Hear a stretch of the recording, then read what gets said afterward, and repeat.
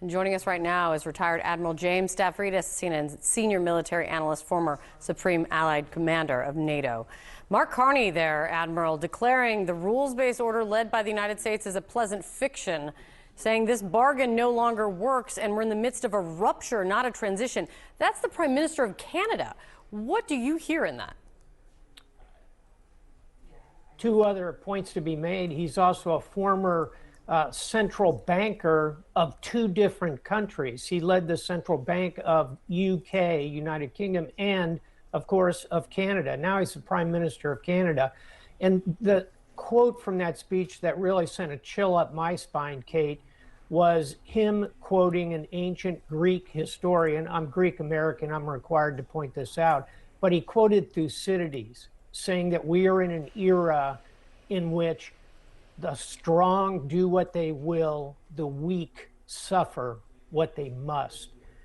This was an extraordinary speech, and I would say worth a read if you haven't had a chance to do so. So bottom line, I'm going to tie those two lead-ins together. Where was Mark Carney last week? He was in Beijing, first time.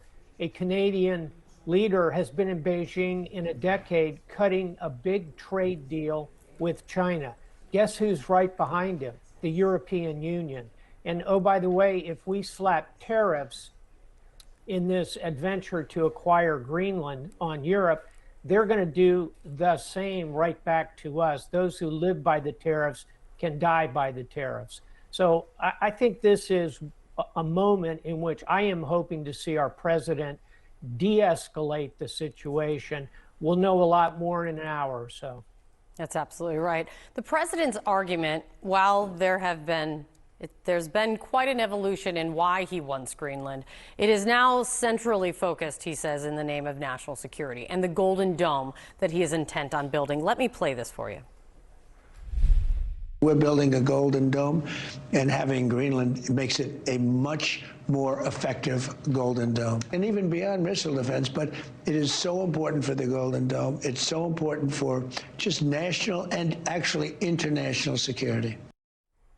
And continuing to tie it all together, the Treasury Secretary told CNBC today, Greenland is strategically important for his Golden Dome project to protect the U.S., and he's invited Canada into that if they want to pay their share.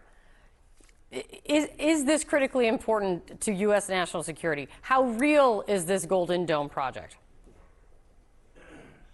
It's a real project. I think it is extremely important to our national security. And I'll add to the Golden Dome conversation two other points. Greenland sits astride the east-west routes of the sea lanes between the United States and Europe. That's the largest trading relationship in the world.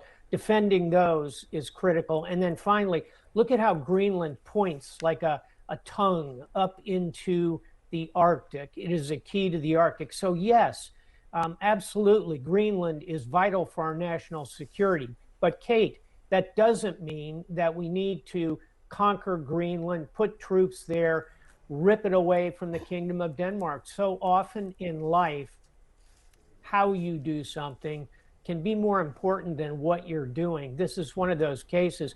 We can do everything the president needs and wants and justifiably argues for in Greenland by working with the Danes, with the Greenlanders, and within the constraints of the NATO alliance. The package is already there.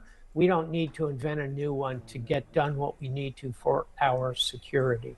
It is great to see you, Admiral. And always, when you get to pull out another Greek philosopher's quote. You're now 2 for 2, I believe, actually. It's great to see you. Thank you so much.